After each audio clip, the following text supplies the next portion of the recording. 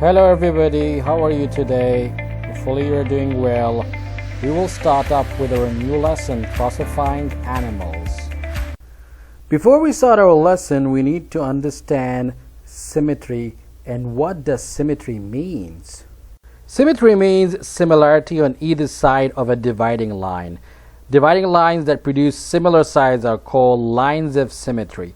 Animals can have one line of symmetry, such as this bilateral symmetry, or they can have many lines of symmetry around a central point, or no lines of symmetry at all, such as this one with asymmetrical and this one with many lines around a central point as radial symmetry.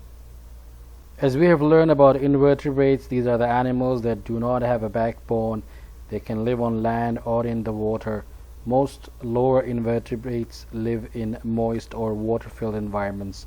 The lower invertebrates include sponges, cnidarians, and worms.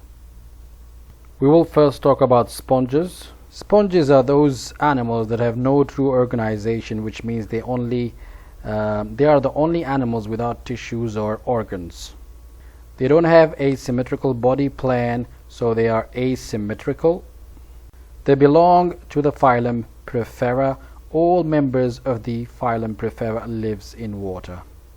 Now I'll talk about cnidarians. Examples of cnidarians are jellyfish, corals, and hydras. They have a radial symmetry body plan in which all body parts of an organism are arranged around a central point.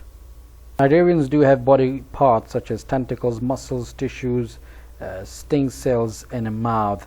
And when they hunt, they use their stingers as a shootout, which includes poison, and this poison can trap or capture other animals.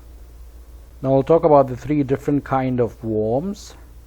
All the worms have bilateral symmetry, which is a body plan in which an organism can be divided along one plane of their body to produce two mirror images. So flatworms, they have a flat body and a head with simple eyes and a mouth. With only one body opening, undigested food must leave the flatworm's body through its mouth.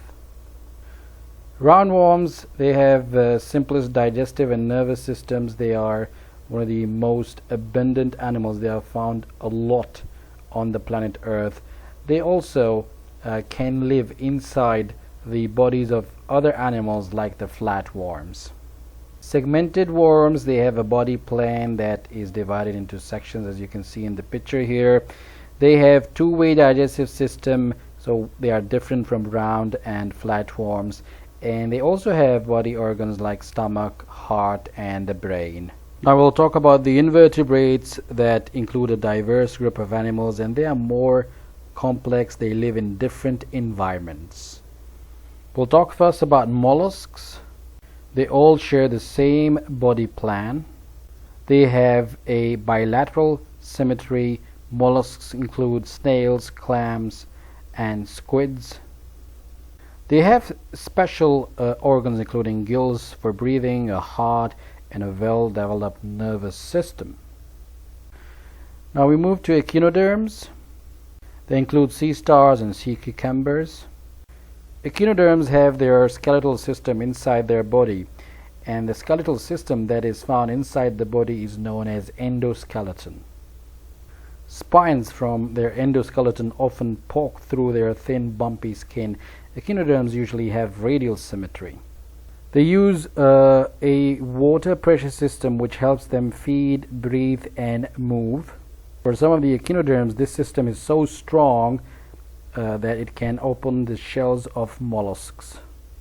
Now we come to arthropods, which are the most numerous or the abundant animal group on Earth.